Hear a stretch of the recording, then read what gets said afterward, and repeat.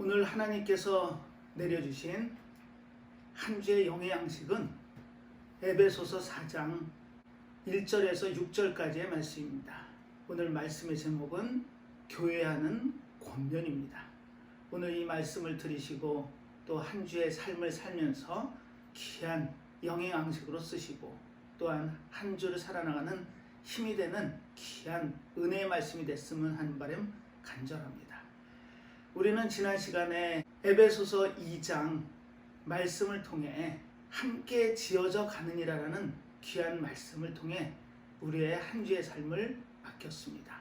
이 에베소서 2장의 말씀은 교회 공동체라는 것이 과연 무엇인지, 요즘처럼 예배가 힘들어지고 또 교회에 모이는 이와 같은 예배의 자리가 쉽지 않은 상황에서 과연 우리에게 와닿는 교회 공동체의 의미는 무엇인지 살펴봤습니다.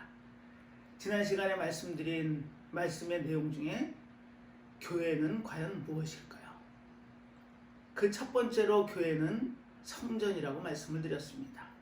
이 성전은 하나님께서 이 땅에 임하시고 하나님의 처소로 가꾸어지는 것이 성전이었죠. 오순절날 성령이 임하고 이 땅에 교회가 시작되었을 때 사도들을 통해서 땅끝까지 복음이 들어가게 하시고 또 그 역사로 하나님의 교회가 이 땅에 있습니다. 이 땅에 선 교회는 성전, 거룩한 장소였던 겁니다. 하나님의 임재를 상징하는 성전이 이스라엘 백성들 공동체의 구심점이 될 수 있었던 것은 그것이 하나님이 늘 임재하시는 곳이었기 때문에 그렇습니다. 우리가 교회 자리에 모여서 힘들고 어려운 상황에서도 예배에 집중하는 이유는 이 교회가 하나님이 임재하시는 성전이기 때문에 그렇습니다. 그래서 우리는 매주 주일 예배를 통해 예배당에 나와 예배를 드리고 또 임재하시는 하나님을 만나 한 주의 또 삶의 영의 양식을 얻어나가는 것이 교회임을 기억하시기 바랍니다. 두 번째는 거룩한 곳입니다. 이 거룩한 곳이라는 의미는 하나님이 임재하시는 곳이 거룩한 곳입니다. 이 땅을 살면서 우리가 천국, 지옥 경험할 수 있다고 말씀을 드렸습니다. 그 천국과 지옥은 우리가 먼 이 다음에 찾아가는 그와 같은 곳이 결코 아니라는 사실입니다. 우리가 이 땅을 살면서도 얼마든지 천국은 체험하고 경험할 수 있는 겁니다. 그 기준은 무엇일까요? 그 기준은 바로 하나님이 계시는 곳인지 아니면 그렇지 않은 곳인지 그 임재가 기준이 되는 겁니다. 우리가 교회 자리로 나와 예배를 통해 하나님을 만날 수 있는 건 그분이 교회에 임재하시기 때문입니다. 우리가 매주 예배를 통해 그분을 만나는 시간을 갖고 그분이 주시는 평안을 느낀다면 그게 삶의 천국입니다. 우리는 그 천국이 마지막 때에 가는 하나님의 본향, 하나님의 나라인 건 맞습니다. 하지만 이 땅을 살면서도 충분히 넉넉히 그 천국을 누릴 수 있습니다. 어디서요? 교회에 나오십시오. 교회의 자리에서 그분의 임재를 경험하고 체험한다면 우리는 그 자리가 바로 천국의 자리입니다. 자, 세 번째입니다. 사도들이나 선지자들이 전한 것은 하나님의 진리의 말씀입니다. 그리고 교회는 그 진리의 말씀을 기초로 삼아 교회는 세워지는 겁니다. 우리가 예배의 자리로 나와 하나님의 말씀을 봉독하고 하나님의 주시는 은혜의 말씀을 매주 듣는 이유는 하나님께서 내려주신 이 은혜의 말씀이 우리의 삶을 책임지고 우리의 삶을 이끌어가는 능력이 있기 때문에 그렇습니다. 그래서 이 교회의 기초는 하나님의 말씀 위에 세워지는 것입니다. 항상 그 터가 하나님의 말씀이 기준이 되고 그 말씀대로 살아가는 우리의 삶이 된다면 그 기초는 튼튼해질 수 있는 겁니다. 우리가 그 터 위에 지은 집이 비와 창수, 바람에 넘어지느냐 넘어지지 않느냐의 기준은 그 집을 어디에 세웠냐의 관건이었던 겁니다. 우리가 세우는 이 교회의 자리가 하나님의 말씀에 터삼아 기초 삼아 세워지는 교회라면 그 교회는 하나님의 말씀이 지켜주시는 겁니다. 네 번째는 예수 그리스도께서 모퉁이 돌 머릿돌이 되신다고 말씀을 드렸습니다. 우리의 건축은 다 이루어진 다음에 머릿돌을 세우죠. 하지만 이스라엘은 하나님의 백성들은 집을 지을 때 터 위에 모퉁이 돌 머릿돌을 먼저 세웁니다. 그리고 거기가 기준이 돼서 건물이 세워져 가는 거죠. 즉 시작과 끝이 모퉁이 돌에서 시작해서 모퉁이 돌로 끝난다는 겁니다. 자, 그렇다면 그 의미가 뭘까요? 교회의 시작과 끝은 그분께 있다는 겁니다. 그분이 우리 몸된 교회가 온전히 서느냐, 제대로 건축이 되어지느냐, 시작과 끝을 그분이 책임지신답니다. 그분이 교회 건축의 모퉁이돌, 머릿돌임을 항상 기억하시기 바랍니다. 다섯 번째입니다. 지난 시간에 말씀의 제목이었죠. 함께 지어져 가느니라. 하나님께서는 나의 백성들을 한 자리에 모으시죠. 그 모인 곳이 교회 공동체입니다. 이 교회 공동체에 모일 때 우리는 부족하고 연약하기 그지없습니다. 그리고 여기저기 모난 데가 많죠. 하지만 하나님께서는 그 모난 것을 다듬으시고 온전한 나의 백성으로 세우셔서 그 교회, 세워지는 몸된 교회 지체로 부르십니다. 그리고 그 지체들이 하나로 연결이 되고 함께 이어져 가서 하나님의 교회가 서는 것입니다. 이처럼 교회는 누구 한 사람의 능력에 의해서 세워지는 것이 아니고 하나님의 백성들이 모여 그 모인 백성들이 부족한 가운데 서로를 연결해서 서로를 채워가며 또 헌신, 노력, 봉사를 통해 교회 공동체를 세워가는 것입니다. 이처럼 우리는 지난 시간에 교회 공동체가 갖고 있는 의미를 들었습니다. 그리고 제가 안타까운 이야기지만 요즘 교회를 안 나가는 가난한 성도들이 많다고 말씀을 드렸습니다. 아마 통계적으로는 100만이 넘었다 뭐 이런 얘기도 하는데 사실 이 가난한 성도들이 교회 자리로 나와야 되는 의미를 말씀을 드렸습니다. 우리가 교회에 모여야 되는 그 이유는 세 가지라고 말씀을 드렸습니다. 첫 번째는 이 교회의 머리이신 예수 그리스도, 즉 그분의 몸된 지체로 모여서 교회 공동체를 이루어갈 때 그분이 우리의 머리임을 기억하시기 바랍니다. 사실 머리 없는 몸체는 의미가 없습니다. 살아갈 수 있을까요? 아니면 바른 방향으로 갈 수 있을까요? 물론 기도와 말씀과 또 내가 그리스도를 믿는 믿음 안에서 구원받았다라는 구원 백성이라는 자부심은 가질 수 있습니다. 하지만 영적인 자람은 결코 쉬운 일이 아닙니다. 우리가 교회의 자리로 모여서 부족하지만 서로를 의지하며 격려하며 서로 함께 지어져 가다 보면 그러면 몸된 교회의 지체로 온전히 우리가 한 부분을 감당할 수 있게 되는 겁니다. 이처럼 우리가 섬기는 교회의 머리는 그리스도임을 기억하시기 바랍니다. 그리고 두 번째입니다. 예수님께서는 길 잃은 한 마리의 양을 안타까워하셨죠. 99마리를 두고 그 한 마리를 찾아 나섭니다. 그리고 100마리를 채우시죠. 그리고 기뻐하셨습니다. 이 의미는 우리가 길 잃은 양이 되지 말자는 의미입니다. 그 길 잃은 양을 인도해가는, 목양해가는 교역자를 바로 교회 안에 세우셨습니다. 우리가 교회에 나와 예배를 드리고 교역자들을 통해 인도함을 받는 이유는 하나님이 그렇게 세우신 겁니다. 당신의 동력자로 교역자들을 세우고 그 교역자들의 인도를 통해 우리가 목양될 수 있는 겁니다. 그러니 우리는 교회 자리에 나와 교역자들을 통해 목양되고 또 영적으로 자라고 튼실해져서 지체의 삶을 온전히 감당해야 되는 겁니다. 자, 그리고 마지막으로 세 번째는 지체는 몸에서 떨어져 나가서는 절대 살 수 없습니다. 예수님께서 말씀하셨죠. 나는 포도나무여 너희는 가지라고. 그 가지가 과연 떨어져 나가서 온전한 삶을 누리고 영위할 수 있을까요? 절대 그건 불가능할 겁니다. 이처럼 우리는 교회의 지체로 모였습니다.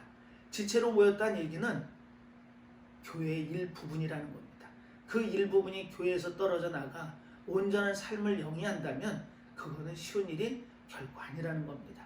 우리는 교회 자리에 모여 함께 예배를 드리고 교회 공동체의 삶을 통해 서로의 헌신하는 법도 배우고 또 부족한 것을 보듬어 안는 사랑과 포용도 배우고 이와 같이 모든 것을 성령의 9가지 열매가 맺혀지는 것처럼 우리는 삶을 통해 또 이 믿음 생활을 통해 한 사람으로 또 온전한 하나님의 백성으로 서서 이 지체의 역할을 훌륭히 감당해내야 되는 겁니다. 이처럼 우리는 교회의 의미 또 교회 안에 나와서 우리가 교회 공동체로 삶을 영위해 가야 되는 이유를 말씀을 드렸습니다.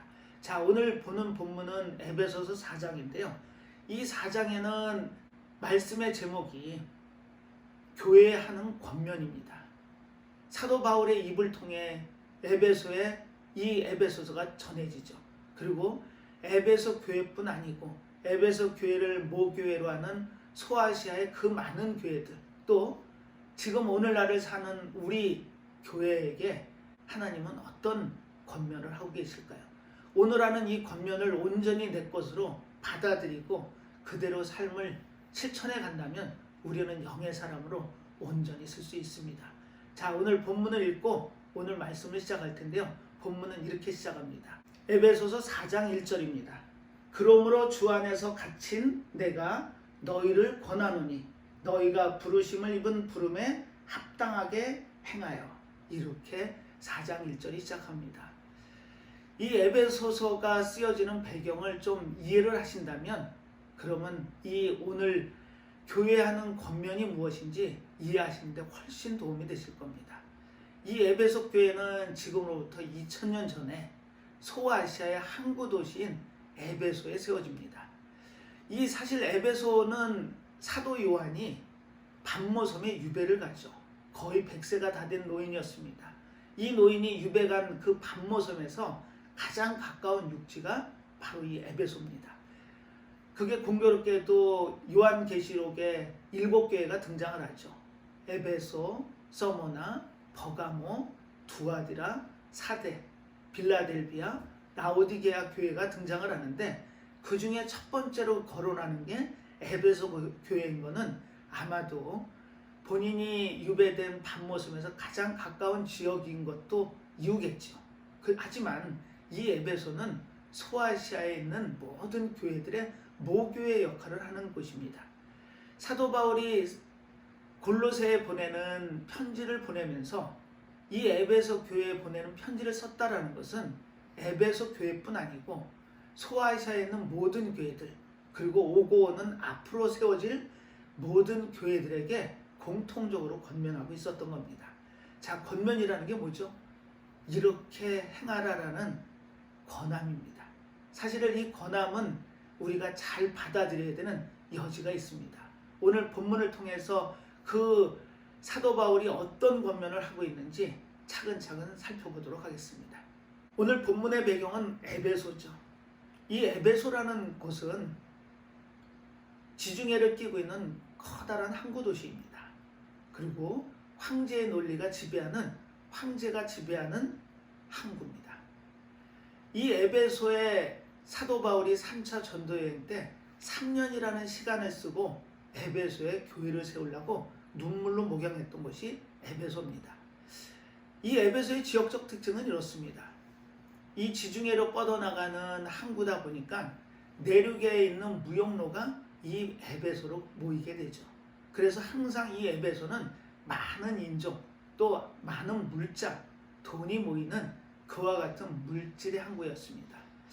이 항구 도시의 사도 바울은 하나님의 복음을 전하죠. 그 전하여진 복음을 통해 이 에베소가 서서히 복음화되기 시작합니다. 그리고 두란노 서원을 통해서 많은 후학들이 세워져 나가죠. 그리고 그들이 소아시아로 뻗어나가 소아시아에 많은 교회들을 세우게 됩니다. 이처럼 에베소의 물질주의, 힘의 논리가 지배하는 그와 같은 에베소에 하나님의 복음이 들어가고 사도 바울이 전한 그 예수 그리스도의 그 복음의 말씀이 교회로 세워지는 역사가 일어났던 겁니다. 그러다 보니까 어떤 결과가 나올까요? 사실 이 에베소에는 고대 7대 불가사의라 할 수 있는 아데미 신전이 있습니다. 풍요의 여신이죠. 기둥만 100개가 넘는다니까 그 규모를 미루어 짐작할 수 있습니다. 어마어마하게 큰 신전이었죠. 그곳에서는 종교라는 그 틀 안에서 많은 부도덕하고 비윤리적인 행위들이 아무렇지도 않게 자행되는 곳이었습니다. 그런데 여기에 물질이 모이던 곳에 점점 물질이 줄기 시작하죠. 그러다 보니까 이 신전에 적을 두고 있던 데메드리오라는 은세공업자가 이 사도 바울의 제자들을 가두고 사도 바울을 위협하는 상황까지 놓입니다. 이처럼 에베소의 복음을 전한다는 것은 그렇게 쉬운 일이 아니었습니다. 이렇게 쉽지 않은 환경에서 사도 바울은 죽으면 죽겠다라는 각오로 복음을 전하죠. 그 증언을 사도행전 20장에는 이렇게 기록합니다. 가서 확인합니다. 나의 달려갈 길과 주 예수께 받은 사명 곧 하나님의 은혜의 복음 증거하는 일을 마치려 하면은 나의 생명을 조금도 귀한 것으로 여기지 아니하노라. 사도 바울의 의지입니다. 이 마음이 유럽 땅끝까지 복음이 들어가는데 큰 역할을 한 건 명확한 일입니다. 사도 바울은 목숨을 내놓고 이 소아시아 에베소 교회를 세우기를 노력을 했죠. 3년을 공들인 교회입니다. 그리고 그 에베소 교회가 소아시아의 모교회로 쓰죠. 자, 그런데 이와 같은 어려움을 겪다 보니까 사도 바울이 에베소를 떠나야 되는 상황에 놓이게 되죠. 그래서 장로들을 부릅니다. 그리고 이렇게 권면하죠. 28절은 에베소 장로들에게 고별 설교를 하는 사도 바울의 마음을 담아서 이렇게 권면하고 있습니다. 너희는 자기를 위하여 또는 온 양떼를 위하여 삼가하라. 성령이 저들 가운데 너희로 감독자를 삼고 하나님이 자기 피로 사신 교회를 치게 하셨느니라. 29절 내가 떠난 후에 흉악한 이리가 너희에게 들어와서 그 양떼를 아끼지 아니하며 30절 또한 너희 중에도 제자들을 끌어 자기를 쫓게 하려고 어그러진 말을 하는 사람들이 일어날 줄을 내가 아노니 이렇게 기록하고 있습니다. 자, 이 배경은 이렇습니다.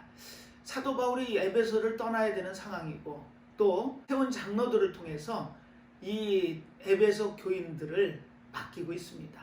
이 성도들이 과연 거짓 교사들이 성경에서는 흉악한 일이라고 기록이 되어 있는데 거짓 교사들을 얘기합니다. 그 당시에 니골라당이라고 하죠. 이 니골라의 니콜은 정령하다 이런 뜻입니다. 그리고 라는 백성이죠.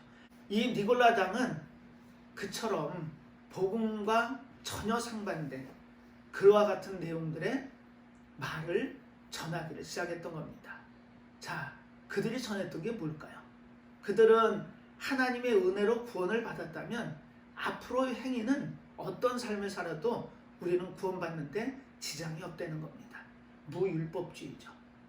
자, 이처럼 율법이 필요 없다라는 자유주의가 성행하는 그와 같은 모습에서 온전한 그리스도의 삶은 나타나기 힘들었을 겁니다. 그걸 염려한 사도 바울은 하나님의 말씀에 이 성도들을 부탁하죠.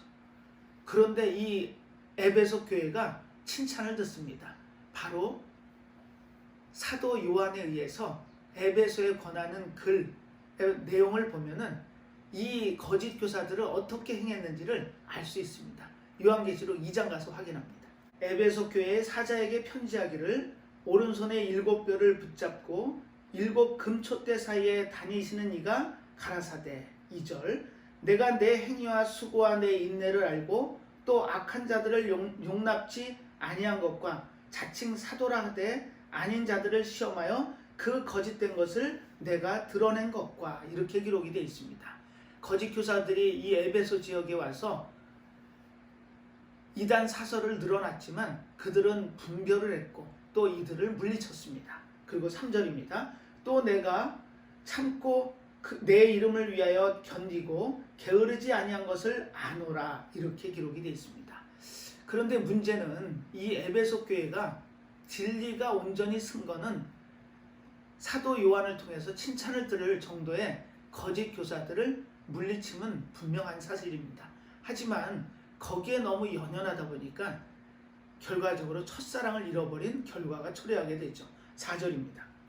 그러나 너를 책망할 것이 있나니 너의 처음 사랑을 버렸느니라. 하나님이 세운 하나님의 성전, 하나님의 교회는 사랑이 끊쳐서는, 사랑이 없어서는 교회의 존재 의미가 없습니다. 이 에베소 교회는 거짓 교사들을 하나님의 진리의 말씀으로 내몰았지만 결과적으로 사랑은 식어버렸습니다. 그 부분을 사도 요한의 입을 통해서 책망하고 계시죠. 교회의 본질은 사랑입니다. 사랑이 끊치고 사랑이 소멸된다면 그 교회의 존재 의미는 없다는 책망을 지금 사도 요한을 통해서 하나님께서는 하고 계시는 거죠. 이처럼 에베소 교회는 이단들이 들어오고 또 거짓 교사들이 판을 치는 그와 같은 상황이었고, 물질의 힘, 즉 힘의 논리에 의해서 모든 것이 좌지우지되는 그와 같은 땅이었습니다. 하지만 이곳에 하나님의 복음의 씨앗이 뿌려지고 하나님의 교회가 씁니다. 그리고 그 하나님의 교회는 사랑이 우선시돼야 되고 꼭 지켜져야 되는 항목이었던 겁니다. 자, 이처럼 에베소 교회의 상황은 이렇습니다. 자, 이와 같은 에베소 지역, 물론 이 사도 바울은 에베소 교회에만 해당되는 이야기를 권면하고 있지는 않습니다. 오늘을 살아가는 우리에게도 해당되는 이야기입니다. 2000년 전에 사도 바울의 글을 통해서 우리에게 전해진 이 이야기가 과연 어떤 의미길래, 우리에게 어떤 권면을 하고 계시길래 우리는 이 말씀을 귀담아 들어야 될까요? 오늘의 현실과 너무나 같습니다. 그 당시 로마의 지배를 받던 그 지역은 힘의 논리였죠.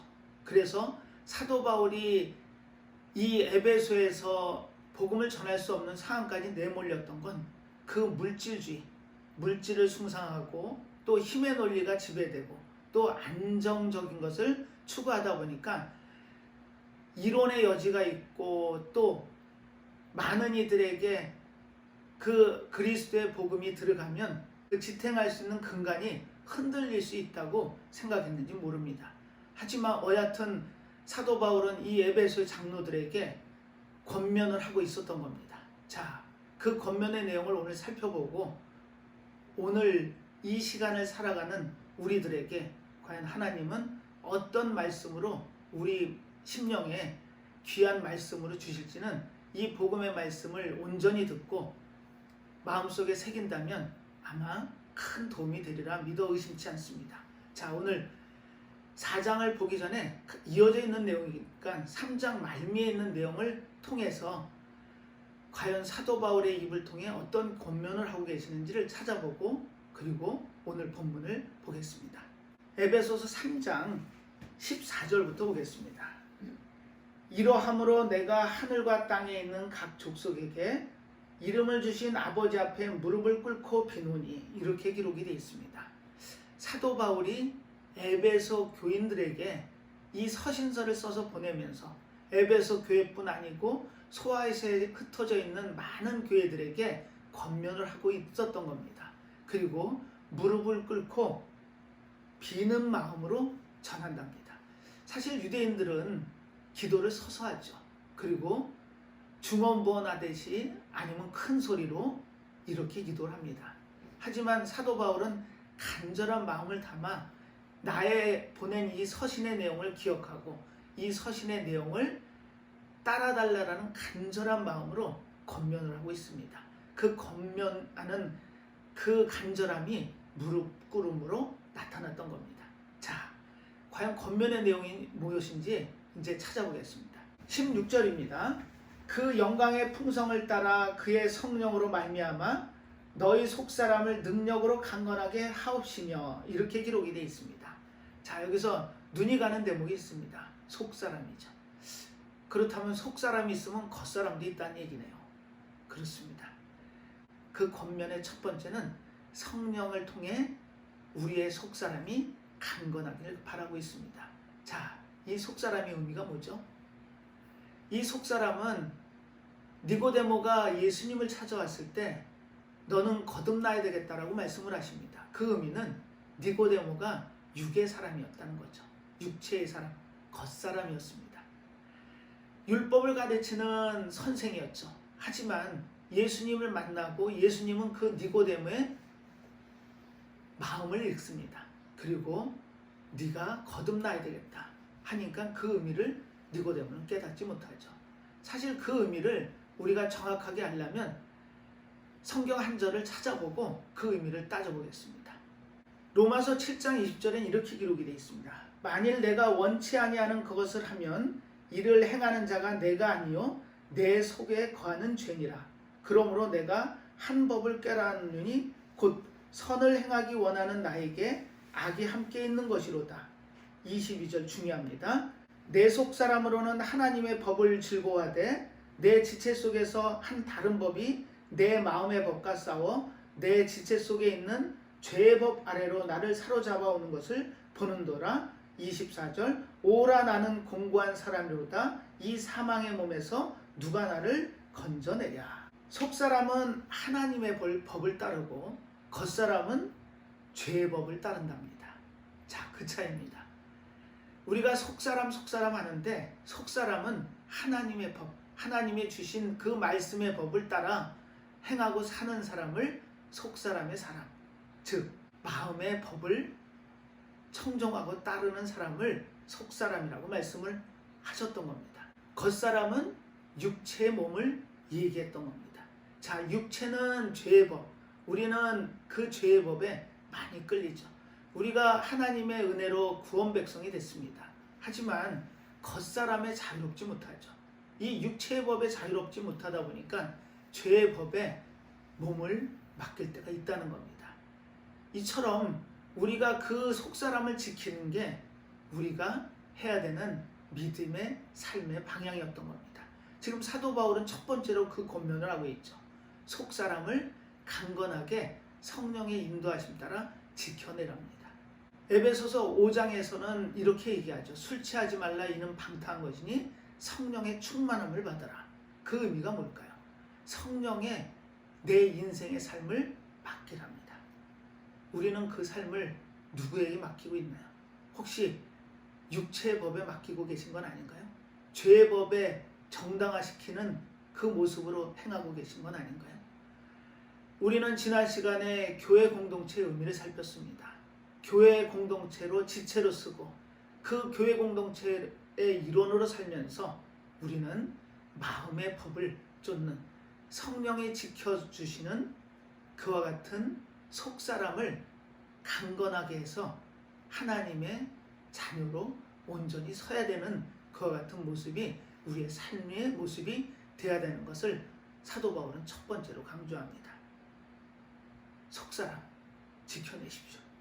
속사람을 우리는 지켜내야 되는 마음의 법, 하나님의 주시는 이 말씀대로 사는 귀한 은혜의 삶을 살 때 우리는 그 속사람을 강건하게 지켜낼 수 있는 것입니다. 사도 바울이 하는 두 번째 권면입니다. 본문 17절에 있습니다. 믿음으로 말미암아 그리스도께서 너의 마음에 계시게 하옵시고 너희가 사랑 가운데서 뿌리가 박히고 터가 굳어져서 이렇게 기록이 되어 있습니다. 그리스도께서 계시는 터와 기초. 우리는 이 터와 기초가 튼실해져야 됩니다. 그래서 지혜로운 사람은 그 터를 어디다 세우죠? 반석 위에 세웁니다. 어리석은 사람은 모래 위에 집을 짓죠. 그 결과는 어떻게 되나요? 비가 내리고 창수가 일고 바람이 불면 반석에 세운 집은 무너지지 않습니다. 하지만 모래 위에 세운 집은 여지없이 무너지죠. 그 의미는 우리가 그 터를 어디에다 세우느냐입니다. 우리는 그 터를 어디에다 세운다고요? 반석 위에 그리스도께 세우고 그분이 우리 안에 임재하셔서 그분이 우리의 주인으로 사시는 그와 같은 역사가 우리 안에 일어났다면 그분이 우리를 떠나지 않게 우리는 그분께 모든 것을 맡기는 삶을 살아야 되는 것입니다. 지금 사도 바울이 이 17절의 말씀을 통해 그분이 계시게 한다라는 의미는 그분이 우리 안에 영원히 내주하시고 그분이 주권으로 오셨지만 그분이 이끌어 가심 따라 우리의 삶이 그분의 터 위에 쓰고 그분이 우리와 늘 함께 하시는 그와 같은 삶을 살기를 사도 바울은 권면하고 있는 겁니다. 세 번째는 18절에 기록이 되어 있습니다. 능히 모든 성도와 함께 지식에 넘치는 그리스도의 사랑을 알아. 안 됩니다. 그리스도의 사랑을 우리는 얼마나 알고 계시나요? 혹시 이론적으로 알고 계시진 않나요? 사실 우리가 방송 보도나 여러 가지 지면을 통해서 많은 이들을 안다고 합니다. 하지만 한 번도 우리는 그 사람을 얼굴로 대면했거나 아니면 같이 이야기를 나눠본 적이 없으면서도 우리는 잘 안다고 얘기하죠. 하지만 그것은 진정한 안이 아니라는 것입니다. 지식의 정보를 안다는 거죠. 자, 이처럼 우리가 그리스도의 사랑을 안다라는 것은 체험으로 안다는 겁니다. 우리가 그분의 사랑을 체험하고 그분이 우리를 사랑하심을 기억하고 우리가 그 사랑을 나눠줄 수 있는 삶 가운데 나간다면 우리는 그분을 아는 게 맞습니다. 하지만 이론상으로 알고 책에서만 보는 아는 그와 같은 이면적인 사랑은 의미가 없다는 겁니다. 우리는 신실하고 진실되고 그분이 주시는 그 놀라운 사랑을 몸소 체험하고 그것을 나누는 역할을 하는 것이 우리의 삶입니다. 이처럼 사도 바울은 권면을 하는 데 있어서 사랑을 알고 사랑을 실천하며 사랑을 늘 가슴속에 새기는 삶을 권면했던 겁니다. 자, 네 번째입니다. 19절. 그 넓이와 길이와 높이와 깊이가 어떠함을 깨달아 하나님의 모든 충만하신 것으로 너희에게 충만하게 하시기를 구하노라. 아멘.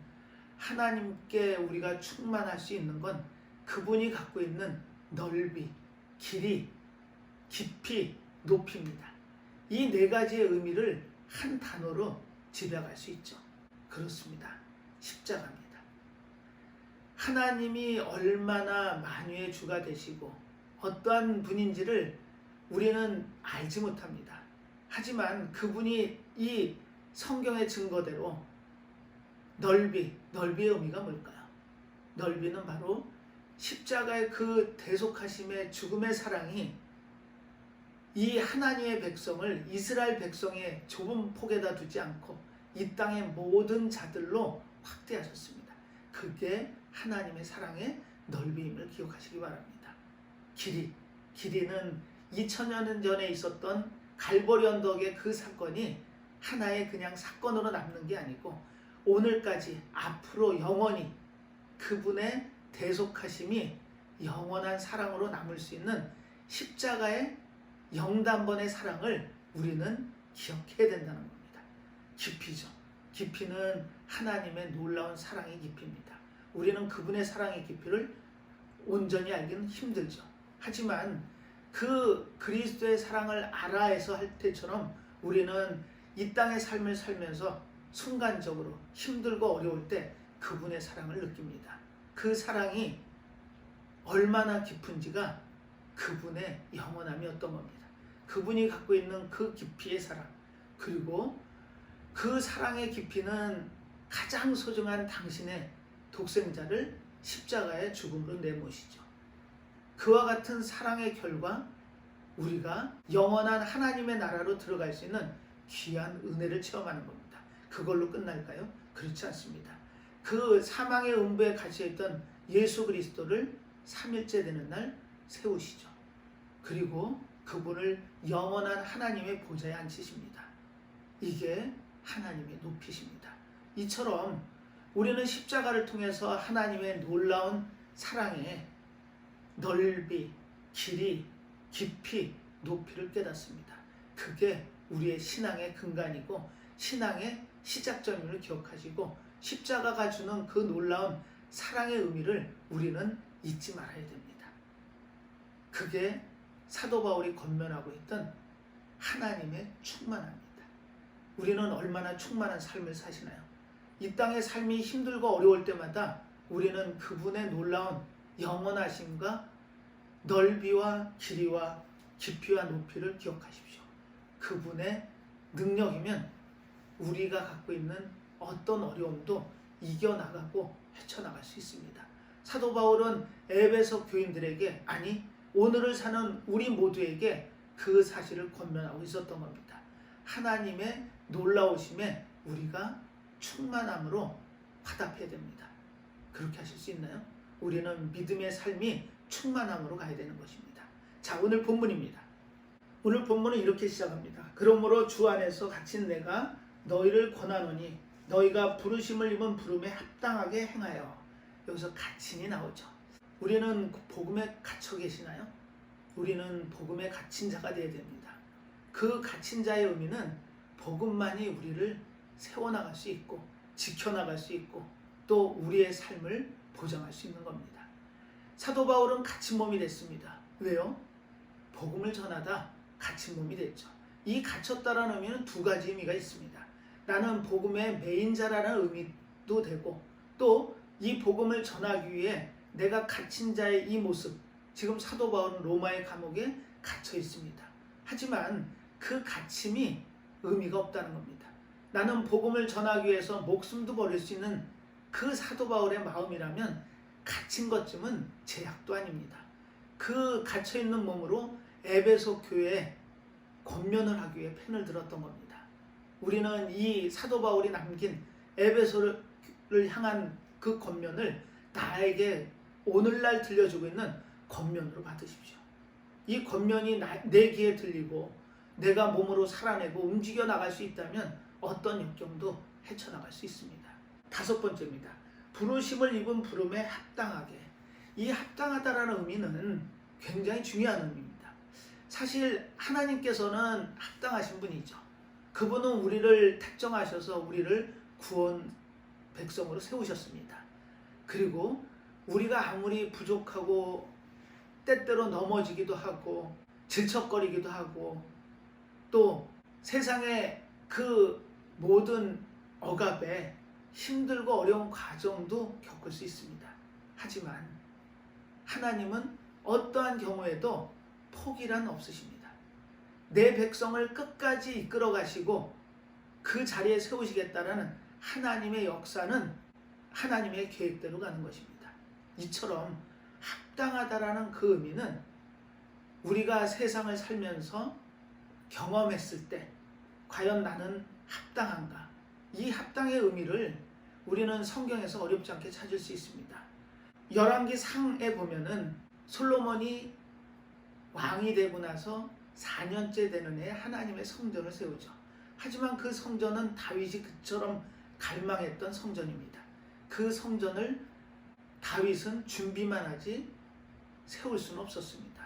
물론 그 이유는 하나님이 너의 손에 피가 너무 많이 묻었기 때문에 너의 다음 때로 성전 세우심을 이끌어 가시죠. 이처럼 우리는 그 합당하다라는 그 의미가 어떤 의미인지를 아셔야 됩니다. 합당하다는 건 하나님의 계획에 합당합니다. 우리는 내 의지나 방법으로 내 생각으로 갈 수 있는 길이 절대 아니라는 것을 기억하시기 바랍니다. 지금 이 성경 본문에서 얘기하는 부르심을 입은 부름에 합당하게 행하라. 이게 다섯 번째의 권면입니다. 우리는 얼마나 합당한 삶을 살고 계시나요? 우리는 하나님으로부터 택함을 받고 또 하나님의 자녀의 백성으로의 삶을 살면서 많은 모남을 갖고 있습니다. 그리고 내가 있는 자리가 어울리지 않는 자리일 수도 있습니다. 하지만 그 모든 것이 하나님의 계획에 들어있다는 겁니다. 그분이 이끌어 가심 또한 그 합당함을 이루어 가시는 과정임을 기억하시고 내가 있는 지금 처지, 입장, 형편이 넉넉하지 않다고 해서 내 의지가 합당함이 아니라고 주장할 수 있는 그와 같은 여지는 절대 아니라는 것입니다. 우리는 그분께 맡기고 그분이 행하신 대로 합당하게 세워가는 하나님의 존재라는 것을 기억하셔서 그 합당하게 행하는 자의 삶을 우리는 살아야 되는 것입니다. 자, 여섯 번째입니다. 4장 3절에 기록이 되어 있습니다. 평안에 매는 줄로 성령의 하나 되게 하신 것을 힘써 지키라. 여기서 하나라는 단어가 눈에 들어오시나요? 우리는 하나입니다.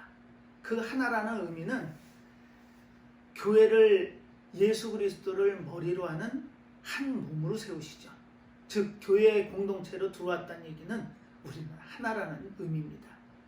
이 하나가 흔들려서는 안 되고 그 하나가 삐져나가서도 안 되는 겁니다. 지금 이 하나라는 것을 기억시키시는 하나님의 놀라운 말씀은 이 하나라는 존재가 하나님이 세우신 몸된 교회가 하나이고 그곳에서 우리는 하나의 삶을 이루어내야 된다는 겁니다. 예수님께서는 요한복음 17장에서 놀라운 기도를 하시죠. 물론 우리가 주기도문을 합니다. 이 주기도문은 예수님께서 하신 기도가 아니고 우리에게 이렇게 기도하라고 가르쳐 주신 기도문이죠.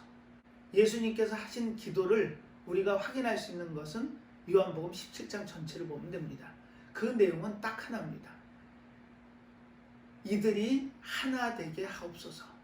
그게 예수님의 마음이셨습니다. 우리를 교회 공동체로 묶으시고 그 지체의 삶에서 그 지체가 어떤 역할을 감당하든 어느 위치에 있든 하나된 몸, 교회 공동체의 일원인 것입니다. 우리는 이처럼 하나됨을 기억하셔야 됩니다. 그러기 위한 도구를 4가지를 기록하셨죠. 겸손, 온유, 오래 참음, 사랑입니다. 우리는 성령의 9가지 열매를 기억하고 있죠. 이처럼 우리가 겸손해지고 온유해지며 오래 참고 사랑해서 용납하랍니다.